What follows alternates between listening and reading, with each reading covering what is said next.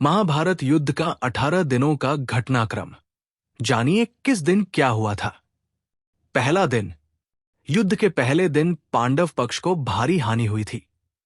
विराट नरेश के पुत्र उत्तर और श्वेत को शल्य और भीष्म ने मार दिया था।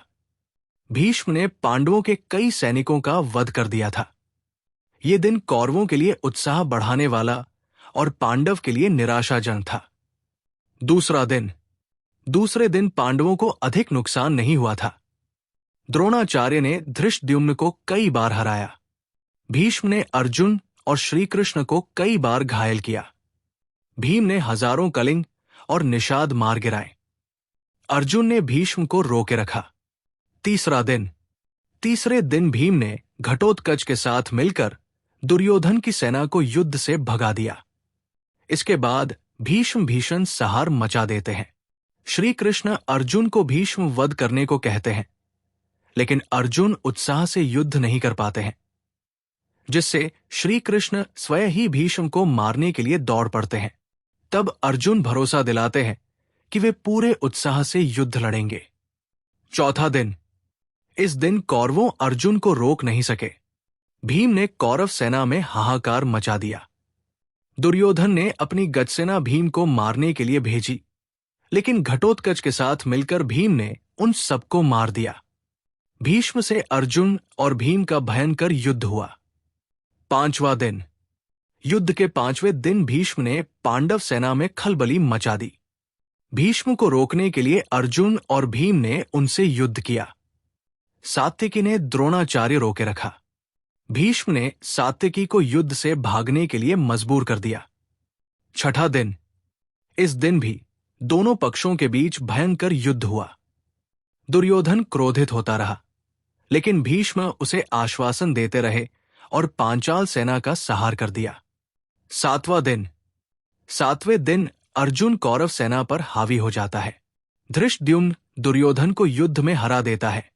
अर्जुन का पुत्र इरावान विंद और अनुविंद को हरा देता है। दिन के अंत में भीष्म पांडव सेना पर हावी हो जाते हैं। आठवां दिन। आठवें दिन भी भीष्म पांडव सेना पर हावी रहते हैं। भीम धृतराष्ट्र के 8 पुत्रों का वध कर देता है। राक्षस अम्बलुष अर्जुन पुत्र इरावान का वध कर देता है।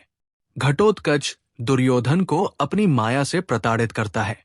तब भीष्म की आज्ञा से भगदत्त घटोत्कच, भीम, युधिष्ठिर व अन्य पांडव सैनिकों को पीछे ढकेल देता है। दिन के अंत तक भीम धृतराष्ट्र के 9 और पुत्रों का वध कर देता है। नवा दिन। नवे दिन दुर्योधन भीष्म से कर्ण को युद्ध में लाने की बात कहता है।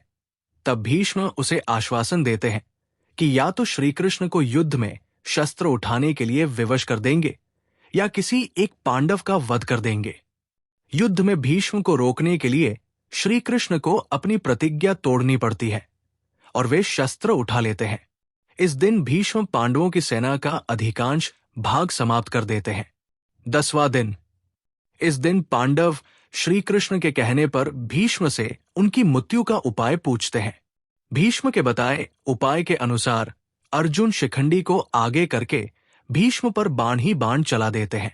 अर्जुन के बाणों से भीष्म बाणों की शैया पर लेट जाते हैं। 11वां दिन। 11वें दिन कर्ण युद्ध में आ जाता है। कर्ण के कहने पर द्रोणाचार्य को सेनापति बनाया जाता है। दुर्योधन और शकुनी द्रोण से कहते हैं कि युधिष्ठिर को बंदी बना लेंगे तो युद्ध खत्म हो जाएगा। दुर्योधन की योजना अर्जुन पूरी नहीं होने देता है। कर्ण भी पांडव सेना का भारी सहार करता है। 12वां दिन। युधिष्ठिर को बंदी बनाने के लिए शकुनी और दुर्योधन अर्जुन को युधिष्ठिर से काफी दूर भेजने में कामयाब हो जाते हैं, लेकिन अर्जुन समय पर पहुंचकर युधिष्ठिर को बंदी बनने से बचा लेते हैं। 13वां दिन। इस दिन दुर्योधन राजा भगदत्त को अर्जुन से युद्ध करने के लिए भेजता है। भगदत्त भीम को हरा देते हैं। अर्जुन के साथ युद्ध करते हैं। श्री कृष्ण भगदत्त के वैष्णवास्त्र को अपने ऊपर लेकर अर्जुन की रक्षा करते हैं। अर्जुन भगदत्त की आंखों की पट्टी तोड़ देता है, जिससे उसे दिखना बंद हो जाता है। अर्जुन इस अवस्था में ही उनका वध कर देता है। इसी दिन द्रोण युधिष्ठिर के लिए चक्रव्यूह रचते हैं, जिसे केवल अभिमन्यु तोड़ना जानता था, लेकिन निकलना नहीं जानता था। युधिष्ठिर भीम आदि को अभिमन्यु के साथ भेजता है, लेकिन चक्रव्यूह के द्वार पर जयद्रथ सभी को रोक देता है। केवल अभिमन्यु ही प्रवेश कर पाता है।